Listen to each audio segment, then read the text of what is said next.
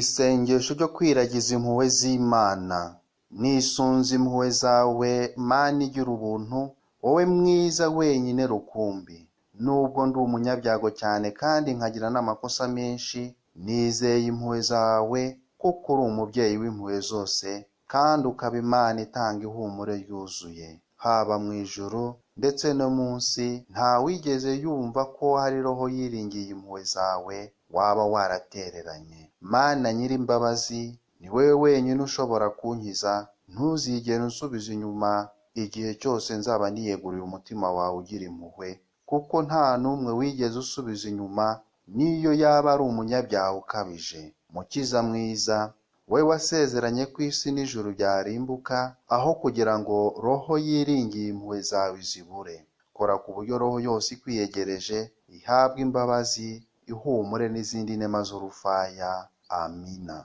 Isengesho ryo gusabira Kiliziya. Yezu wanjye, ndagusabye ngo wongerere Kiliziya yawe urumuri n'urukundo bya Roho Mutagatifu. Uhe abasaserodoti bawe imbaraga zizatuma bakugarurira imitima yahabye yose. Duhe abasaserodoti batagatifu kandi ubakomeze mu ubwo butungane. Wowe musaserodoti mukuru w'Imana, woherereza impuhwe zawe zibagume iruhande kandi zibarinde imitego yose bahura nayo iganisha ku muriro w'iteka. Mukiza mwiza, izo mpuhwe z'Imana nizigane kuri roho ya buri musaserodoti, maze zimurinde icyashobora kwanduza ubutungane bwe, kuko uri umushobora byose. Amen. Isengesho ryo kwiyegurira Bikira Mariya. Mubyeyi wanjye Mariya kandi mwamikazi wanjye, nkuragije roho yanjye n'umubiri wanjye, ubuzima, ukubaho no gupfa byanjye, ndetse n'ibizakurikiraho byose. Mubyeyi wanjye mwiza, ibyo byose mbishyize mu biganza byawe. Roho yanjye yitwikiriza igishura cy'ubusugi bwawe, kandi umpe kugira umutima ugira ubuntu, roho itunganye n'umubiri wanga icyaha. Kubw'ububasha bwawe undinde abanzi b'ubwoko bwose, cyane cyane abahisha ubugome bwabo bakiyerekana ko ari intungane. Wowe rurabo ruhebuje, mbera urugero rw'imigenzo myiza yose. Amen. Isengesho ry'umubyeyi kuri Yezu nyir'impuhwe. Umutima wuje impuhwe wa Yezu, nkuragije abana banjye. Ni wowe wenyine uzi imihangayiko mfite n'ibyo nkeneye byose. Nta wundi rero ushobora kuntabara atari wowe. Ndagusaba inema zihagije ngo nshobore kurera abana banjye. Nzi neza ko ntafashijwe n'inema yawe naba ndushywa n'ubusa. Yobora ibikorwa byanjye, murikira kandi unshyiremo amagambo afitiye akamaro abana banjye.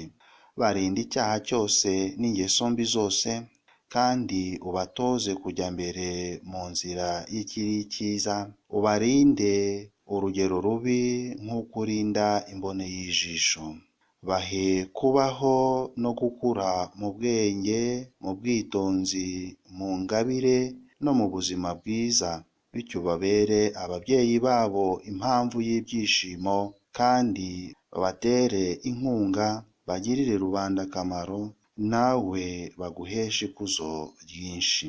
Mucamanza w'ikirenga, igihe uzampamagara iruhande rwawe, uzampere abana kurindwa n'umubyeyi wawe mu mibereho yabo, kuko nzi neza ko wowe mubyeyi mwiza uzabakorera ibyo ntashoboye kubakorera. Kubera ibyo rero Nyagasani nyir'impuhwe, wowe wakunze cyane abana bato, nkusezeranyije kuzagukorera nta buhemu. Mu masengesho yanjye no mu mirimo yanjye nzagusingiza, kandi namamaza impuhwe zawe zitagira urugero. Mu buzima bwanjye no mu gihe cy'urupfu, kwizera kwanjye nzagushyira muri wowe gusa. Amen.